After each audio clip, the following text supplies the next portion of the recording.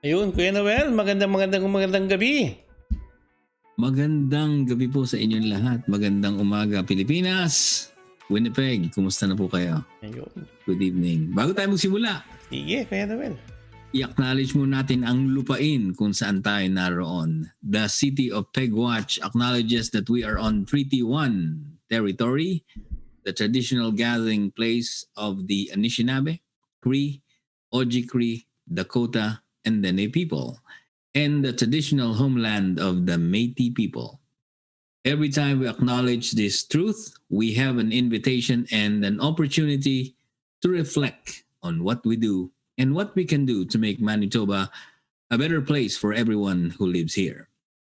Kinikilala ng the City of Pegwatch na tayo ay natitipon sa teritoryo ng Treaty 1, ang tradisyonal na lugar ng pagtitipon ng mga Anishinaabe, Cree, Oji-Cree, Dakota at Dene at ang tradisyonal na tinubuang bayan ng mga katutubong Métis.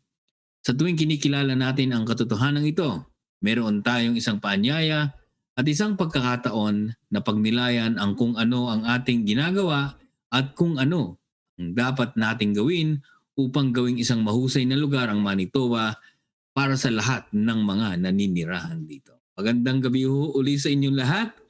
September 30th, first ever observance of the Truth and Reconciliation Day sa buong Canada.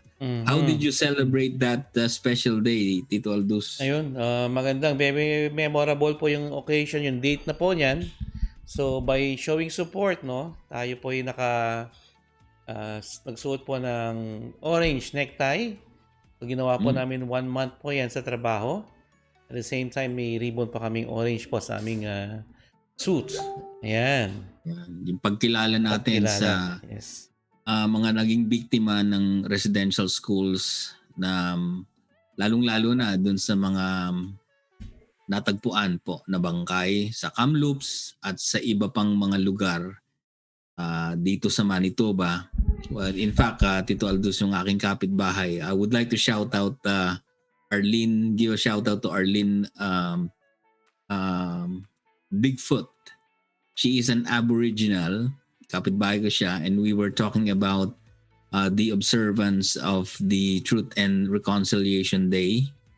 And she is a teacher in the reserve area, and she shared with me the situation in schools dun sa mga reserves na it's so different in terms of budget, in terms of facilities and their needs. It's so different from the schools here in the city. So from there, we can see the discrepancy already. It's good that we are observing this day. However, there should be an action. Sabi nga ni Michael Champagne, who is an activist, who is also an Aboriginal himself, dun sa mga like us, we are non-indigenous people who are living here in Canada. We should act on something. We should do something, not only to observe that day, but to acknowledge it and to make an act para gawin itong sa buhay natin. Isa pamuhay natin. That's what I'm trying to say. Dito sa City of Pegwatch, if you would notice, before every time we start the program, we always acknowledge the land. Na ito po isang napakahalagang gesture po. Kahit saan dapat natin ginagawa ito. Halimbawa, mag-meeting kayo o kayo may isang event na ginagawa, always keep in mind or always make it a point to acknowledge where we live. Kasi nga sabi doon sa doon sa sinasabi natin na land acknowledgement, every time we accept this truth, we have the opportunity to reflect on what we do and what we can do to make Manitoba a better place to live in. Sa tuwing po tinatanggap natin ang katotohanan ito na tayo ay naririto sa lupa ng mga indigenous, ng mga aboriginal, tayo po ay nabubuo sa ating kaisipan at sa ating puso ang utang na loob sa kanila, ang pagyakap sa kanilang kultura at ang hindi pagbura sa mga kinagis na nila at namulatan nating mga kultura ng mga katutubong Canadians. So, yun po, isang napakahalagang araw yan. It was not only a holiday, it was not a day off na magre-relax tayo. Ito po isang pagninilay sa mga sacrifices na ginawa ng mga katutubo dito sa Canada, lalong-lalo na ang mga naging biktima ng residential schools. Yun. Very sacred yan, Tito Aldous. Oo. At sana po ma-continue po natin for years to come, no? Yes. We hope that we will continue to observe that. Okay. So may good news ngayon sa Manitoba, Tito Aldous. Ano yung good news kaya Noel? Effective October 1, effective. Kahapon. From 11.45 ba to 11.95, $11.95. Yun na po ang bagong minimum wage dito sa province of Manitoba. However, sabi ng NDP, yung ating official opposition ng province, ay hindi sapat ito. Lalong-lalo na dun sa mga single parents, lalong-lalo na dun sa mga bagong dating na wala pa talagang kinukunang ibang sources of income. At yung mga, ito yung simula nila. Kung baga, ang tawag nga dito, yung mga survival jobs, di ba? Yung mga survival jobs, ang bigayan niya, minimum. So, 11.95, hindi raw sapat. At ang katotohanan niyan, ang Manitoba ay ang pangatlo sa probinsya sa buong Canada na pinakamababang magbigay ng sweldo. Kaya hindi natin alam kung ano gagawin dito ng present government, ng conservative government under the interim leadership of Kevin Gertzen. However, speaking of leadership, hindi natin alam kung ano pag-uusapan nila dyan, kung i-increase nila yung minimum wage pa o i-review nila yan. Hantayin natin kung sino mauupo, Tito Aldous, na bagong premier. Kasi interim lang yan. Temporary lang si parang Kevin Gertzen yan eh. Pero may proposal ba sila, Kuya Noel, kung ano yung pang counter sa 11.95? Dun sa yung di-release ng NDP, sabi nila minimum wage. Many Manitobans have to work 2 or 3 jobs just to pay the bills. It doesn't have to be that way. We've been fighting for a living wage for all working families, but yesterday's PC or Progressive Conservatives handed out a nickel. We know that's not enough. So wala silang binanggit dito. Ang sabi lang nila, we know that is not enough. Minimum wage in Manitoba at the rate of 11.95 is not enough, sabi ng NDP. Ayan. At kung pupunta kayo dun sa website nila, meron silang survey doon. Do you think minimum wage should be higher in Manitoba? Yes or no? Ilalagay nyo yung pangalan nyo doon at isesend nyo sa NDP. Siguro, kinukuha nila yung consensus ng taong bayan, ng mga Manitobans, kung sapat na ba yung 11.95. Sa totoo naman, Tito Aldous, di ba, yung 11.95 per hour. Kulang. Yung karni na lang, di ba? Magkano? Ibig ko sabihin, napakamahal ng mga bilihin ngayon. Pumunta ka sa superstore ngayong araw na to, di ba? Nakita mo dyan yung kilo ng karne, ng baboy. No? Ganitong presyo niyan ngayon. Next week yan, iba na, doble. Iba na. Kaya nga si Manan Gigi, lagi nagagalit yun eh. Mas naninira ng budget yung mga price increases ng prime commodities from meat to rice. Yung magkano nung araw ito, Tito Aldo? Ayan, pag-usapan. Magkano ang bigas nung araw? Ay, yung rooster. Rooster, naabutan ko yan noon. Hindi, lang ko yan, Noel.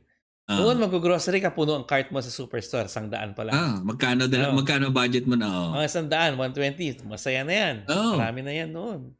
Umaapaw na yung cart, ang bigat ng tulak mo ng cart, di ba? Malaki yung cart yan eh. Sa mga hindi nakakaasa ng taga-Pilipinas, malalaki po yung cart namin dito eh. Puno yan Ngayon, 100 mo, plastic. kamay na hawak. Totoo. Totoo yun. Di ba? Tutusin yung $200 mo, 250, wala ka na Wala mabibili. na. Ganun katindi ang price hikes ng almost all commodities, di ba? Alam natin yan dahil siyempre tindero rin tayo eh. Nalalaman natin yung mga presyuhan ng mga prime commodities, lalo yung mga karne na yan, di ba? Mahal ng karne. Kulang pa sa isang hotdog yung 11.95. Oo, buti na lang masarap ang hotdog kahit na, di ba? Saka yun, consistent ang presyo nun. Kaya yung mga gusto mag-hotdog dyan, meron kami dito pula. So yun, minimum wage po sa mga bagong dating. At kung kayo ay sasabak pa lang sa workforce dito sa Manitoba, ang minimum wage na po ay $11.95 per hour. Pero sabi ng NDP, hindi po ito sapat. Wow. Next na topic natin. Kaya Noel, sige. May fourth wave na ba? Yan ang question. Is there already a fourth wave in Manitoba? So alam naman natin lahat what's happening in Calgary. Ang dami na namang kaso niyan. Kasi nangyari kila Premier Jason Kenney, maaga sila nagbukas. Inopen nila yung province at binabaan ng mga restrictions. Yeah. Ngayon, ang naging consequence nito, dumami, Tito Aldous, yung mga kaso ng COVID-19. COVID-19, yes. And mostly, ito yung mga unvaccinated. Ngayon, pinag-aaralan ng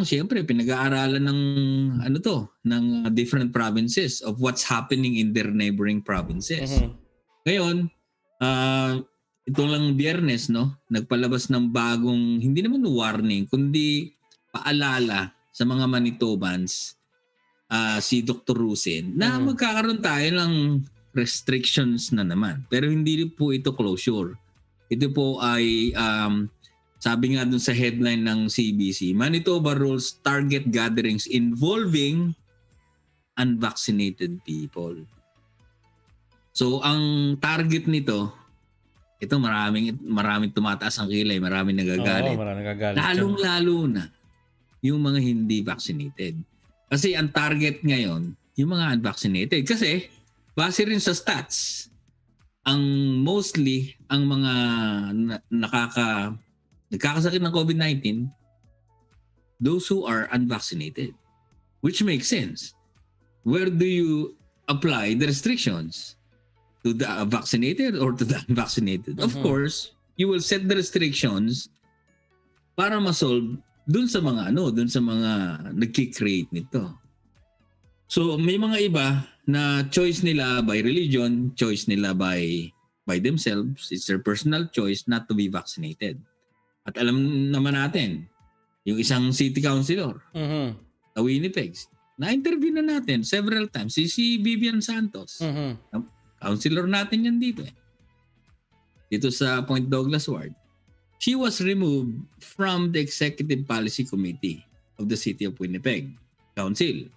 Why? Because she would not declare or she would not ayaw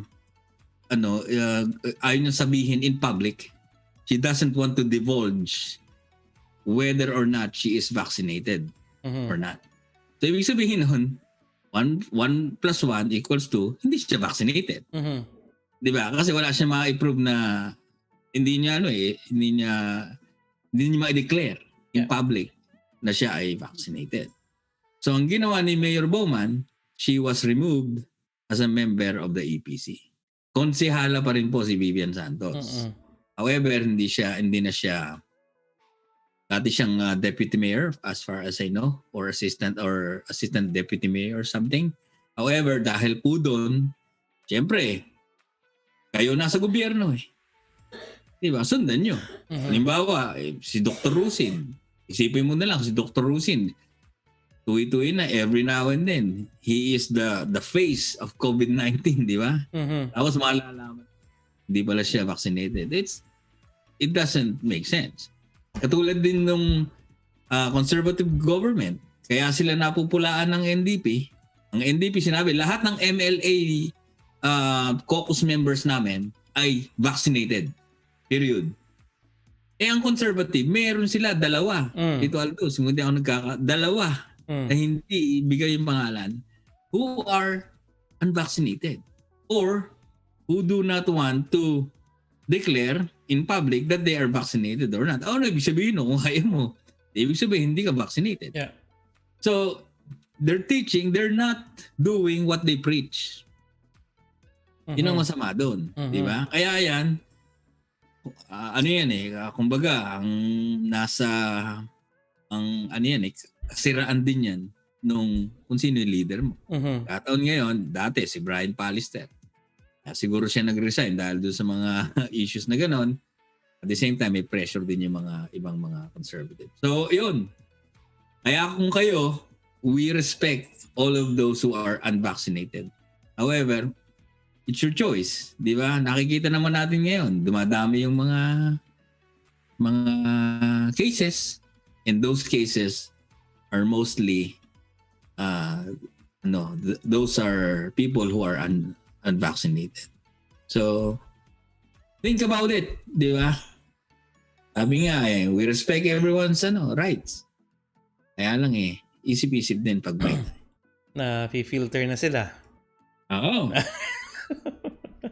Yan. Kaya nga, we actually attempted to talk to Mayor Martin Harder of the city of Winkler. However, we are exchanging text messages while we're doing our show right now. And I told him he can join anytime to butt in and to provide us with an update of the COVID situation or the COVID-19 vaccination rate in the city of Winkler.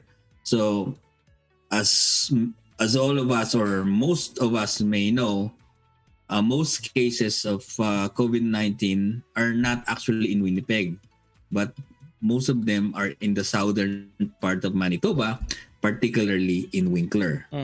So, I'd like to hear it from the mayor of Winkler himself if he will be able to join us tonight. If not, we will just maybe schedule another time for him wherein he can provide us with a little bit of an update of what's going on in Winkler and what would be his message to his constituents.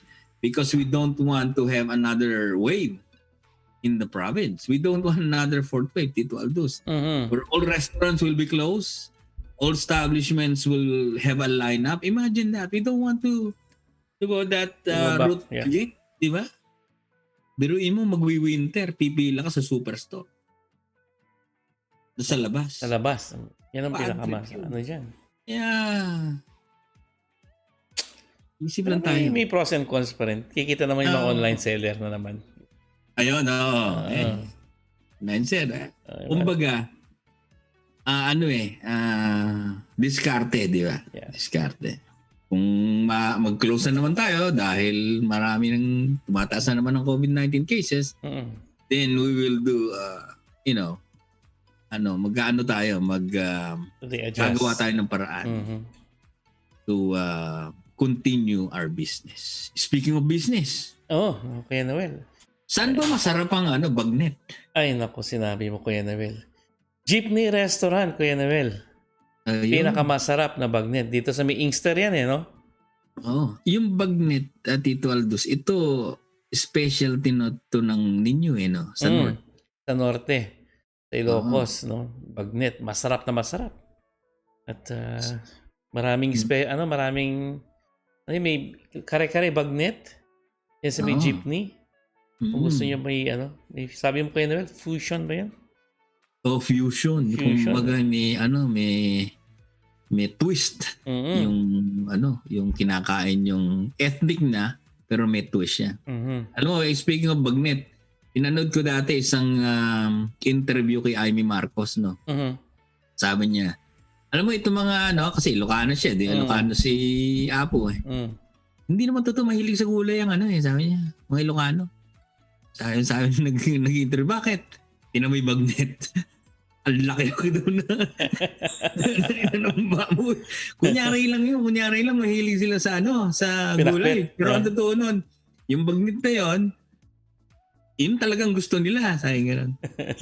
Talaga na masarap ang Pero mahilig din sa gulay yung mga Ilocano, di ba? Oh, inahalo sa pinakbet yan. Masarap yan. Yun nga sabi niya. Uh-huh. Ano lang daw yun? Yung kunyari lang na ang kinakain talaga yung gulay. Pero ang talagang main attraction daw doon, yung bagnet. Bagnet, yan. Oo, kunyari daw mahihilig sa gulay mga Ilocano pero talagang ang inaabangan talaga pagka yung may pakbet, yung bagnet. Oo. Yan sabi ni Senadora Amy Marcos. At saka lang, kung talagang naglalaway kayo ng bagnet, punta lang kayo sa jeepney restaurant. Oo. No, diyan sa may Inkster. Inkster, malapit po yan sa kanto ng Kiwaitin. Oo. Oo. Hanapin nyo si Lucky para Ayan. swerteng kayo. Si Di ba? Lucky o kaya si Noni. Ayan. Yan yung mga... Si Noni. Si Noni, yun, yan eh. Yun ang pinaka-popular na tao din sa Winnipeg, si Noni. Doon sila yan. Okay. Yan. So yun po, pinag-uusapan natin ngayon, minimum wage, 11.95 na. Pero sabi ng NDP, baba daw. COVID-19, new restrictions. Against, ito tinatarget yung mga unvaccinated. Sama na dyan yung isang konsehala. Binagitan natin kanina. Di natin ulitin pangalan. Pero alam niyo na yung sinasabi ko. She is now removed as member of the APC because she did not declare that she is vaccinated. Sa Point Douglas po yan.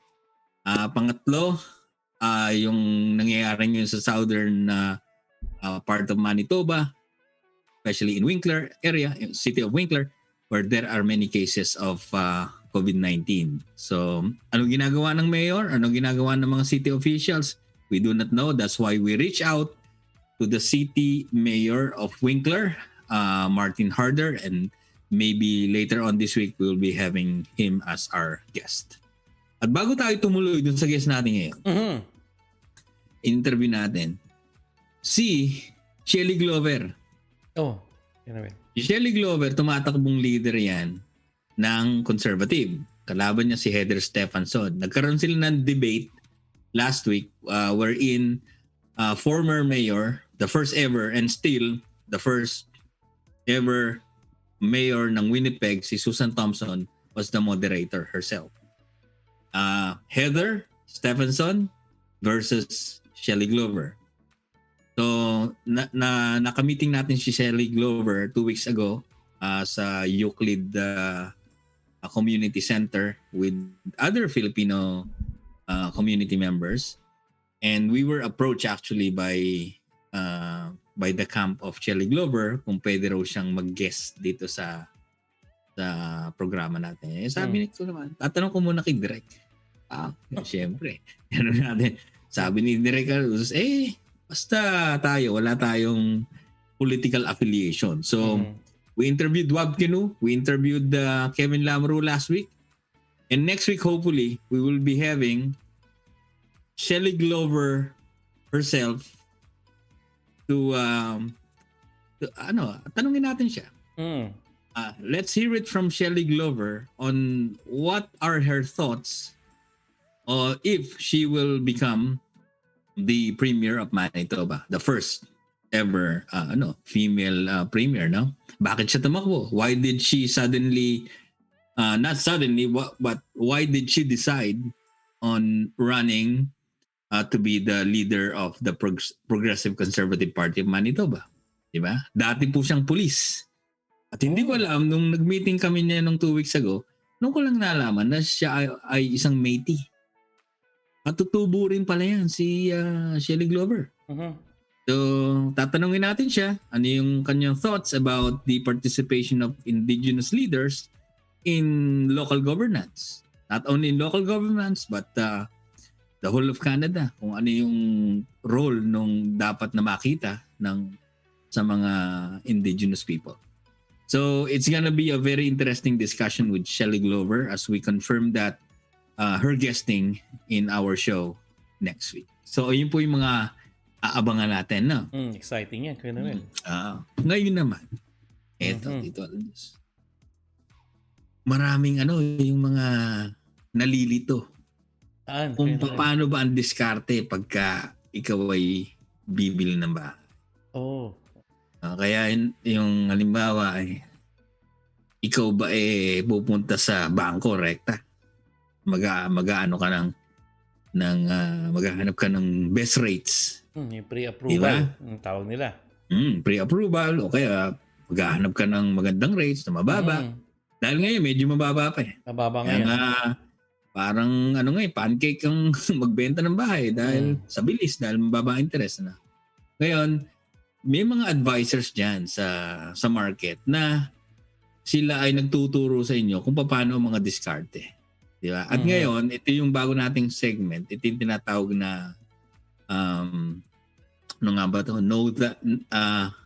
Know Thy Business or something like that. Nakalimutan ko na yung segment. Basta yun. So, mamaya sasabihin Parang natin business dun sa forum. recording. Ayan, parang business forum. Ang business forum. Na yung guest natin ngayon, taga RBC, Royal Bank, no? Ang pangalan niya si Shani Santo Domingo. And we interviewed her weeks ago. And she explained to us the services that they provide or she provides as a mortgage specialist. Ikaw ba, Tito Aldis, dumaan sa mortgage specialist? Kasi na-misguide rin ako noon. Oo, bago pa noon eh. Tatlo bahay mo, Tito Aldis, no? Oo, na-misguide tayo nung una. Na-misguide. Oo, siyempre ikaw naman na wala kang kalam-alam. Ay, napasubo ka rin, siyempre. Lesson by fire. Kasi wala kang walang tuturo sa atin eh. Pero as time goes on, siyempre nagiging wise ka na. Yan, dadaan ka na sa isang mortgage specialist.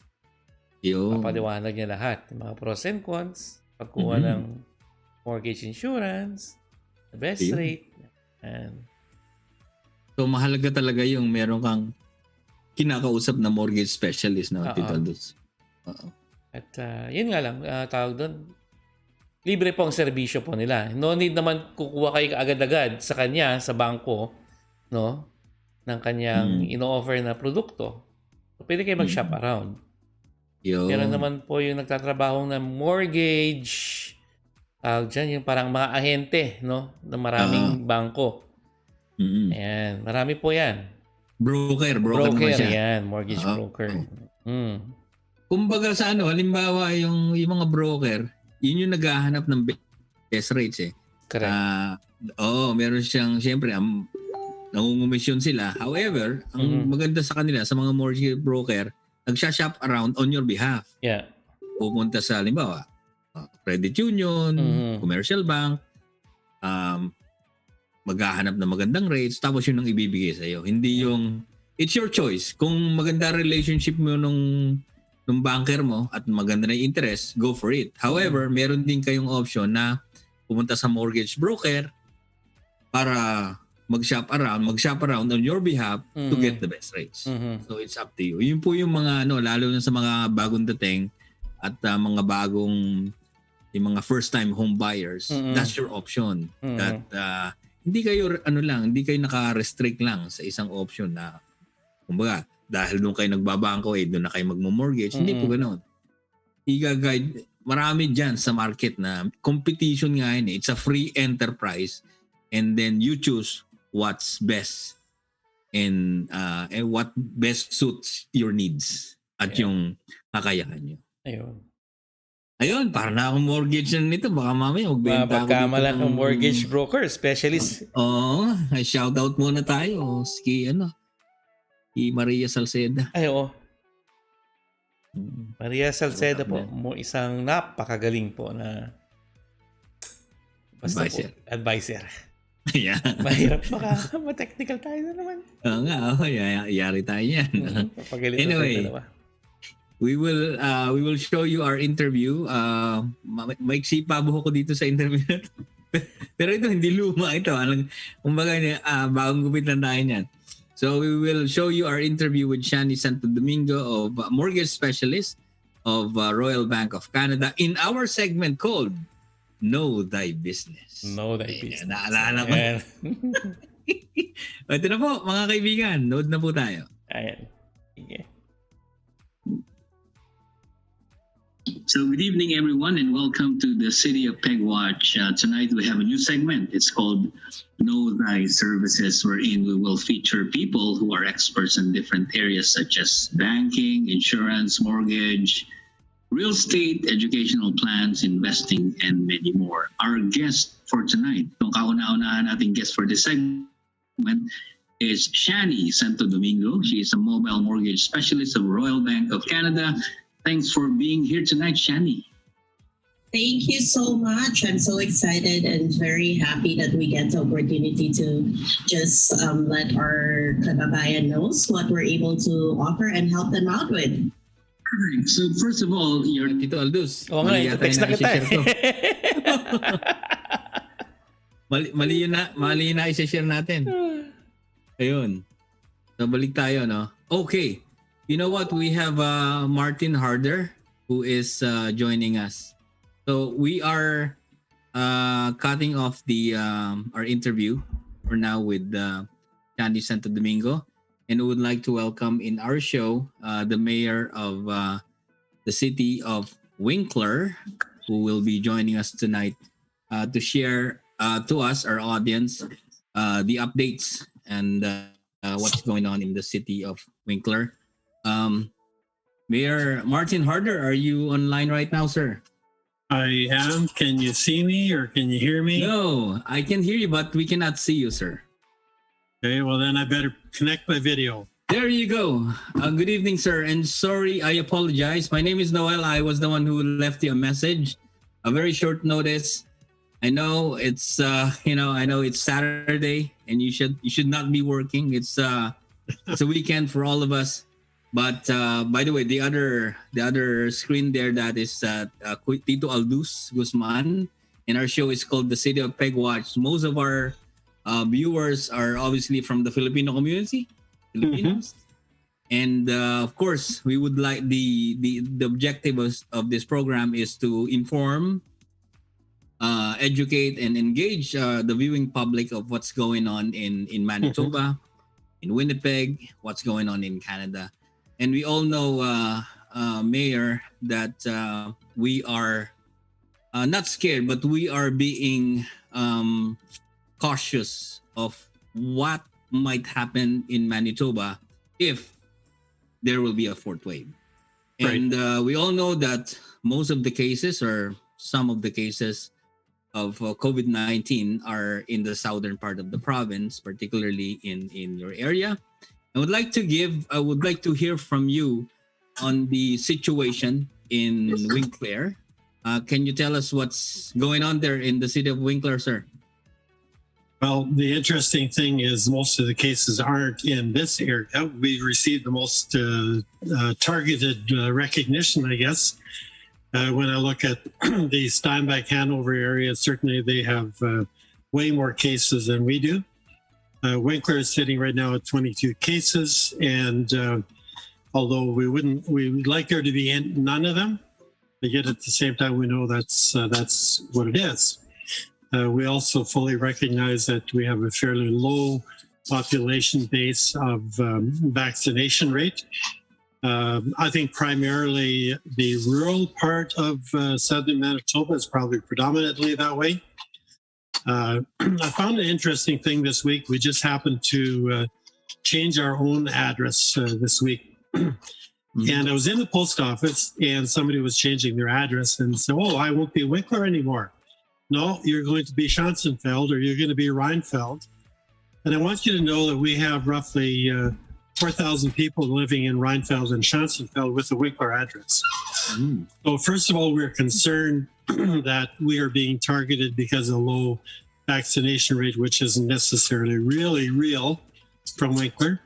But we're also fully aware of the fact that we have people who pay attention to the internet much more than they do to their local doctor. Okay. So you're asking me before, what is my message to our community? First of all, to your community, I want to say really appreciate you have a very, very friendly people. I love them, and they are a tremendous asset to our community as a whole, and certainly the city of Winkler. Many friends, Philippine community. But what I want to say is talk to your local doctor. instead of getting your information off of the internet, talk to the doctor who is going to be the one that'll give you the anesthesia when you go to the hospital, who's going to deliver your babies, who's the one that is going to do the surgery if you have an appendix attack. And we need them. We cannot afford to lose our medical professionals simply because we have people who say, well, either I don't believe in the COVID or I think it's overblown. There's many things I would change, and I've made that very public as far as how we approach it. Mhm. But right now, I would just say be cautious. But I think the most important thing I want to say is that when you meet somebody who decides not to wear a mask, I would encourage you to treat them with respect, not with suspicion. Yes, keep your distance, keep safe, and make sure you get your vaccine if you haven't yet, because I have seen so many cases that that the impact is certainly different whether you have your vaccine or you don't have your vaccine. Mhm. Mayor, I'm interested to know the number of Filipinos living in Winkler, approximately. Well, I would say it's I know it's hundreds. I am not sure whether I could say it's 500, but I would say it's pretty close, between 200 and 500 Filipinos living in Winkler. And in the area, I would say there's probably closer to 700-800 Filipinos. Probably even 1,000 if you look at southern Manitoba, west of the Red River. Mhm. Do you have any comment on the new restrictions based on the announcement of Dr. Ruzin the other day or yesterday, targeting more on the gatherings involving unvaccinated people, like in stores in other restaurants? Well, my message is pretty consistent for the last year and a half. I said treat everybody the same. I don't care whether you're in a Costco or a Superstore or a Walmart, or whether you're in a mom and pop shop or you're going to a restaurant. If it's 50% occupancy, it should be 50% across the board. You shouldn't have a restaurant say, well, you can't have anybody coming in who's not vaccinated. Mhm. Keep it to the same numbers. I think the ability to regulate and enforce would be much better if it was a consistent number rather than different rules for different people. So this is not related to COVID-19, but Morden is your neighboring city, right? Yes, it is. And Morden, of course, many Filipinos go there during summer for the Corn and Apple Festival. Right. What festivals do you have in Winkler that we should, after this pandemic, we should visit there, go to Morden, and then go to the other side, go to Winkler for what? No, I will tell you, you should come to Winkler first. When is that, Mayor? The Harvest Festival is the second week in August. Okay.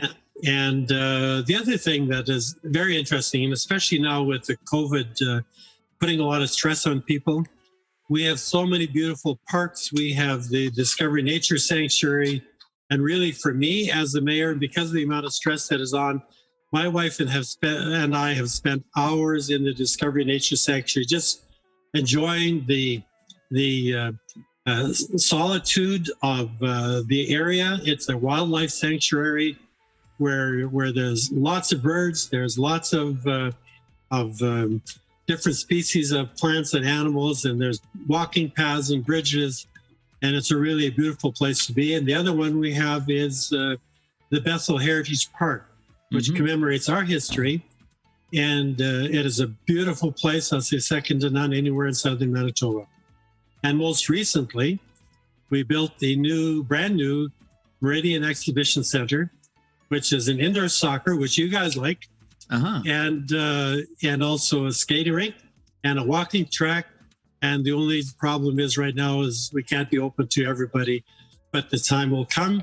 So Winkler is a place to come to visit. We welcome you, and we thank you for your really hospitality as a community that you have shown to us, and I know that we have shown to you. So it's a great place to.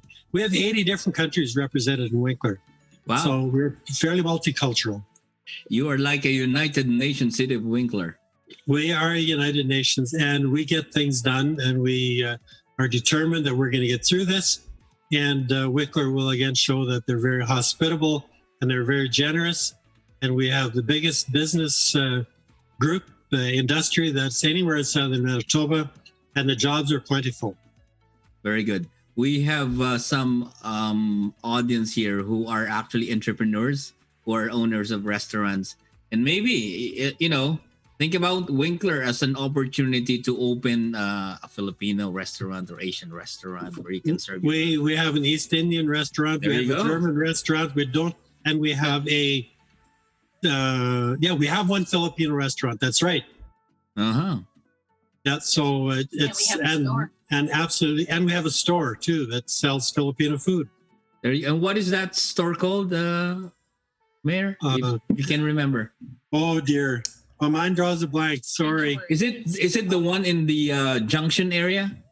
Yeah, it's right on Highway 32. It's That's actually right. a 201 South Railway. There you go. So you know what, guys? Visit Winkler. During this time before the snow flies, or even before winter, you can go there, visit Winkler, and think about also investing in Winkler. Yeah. Mayor, thank And I you want very to say much.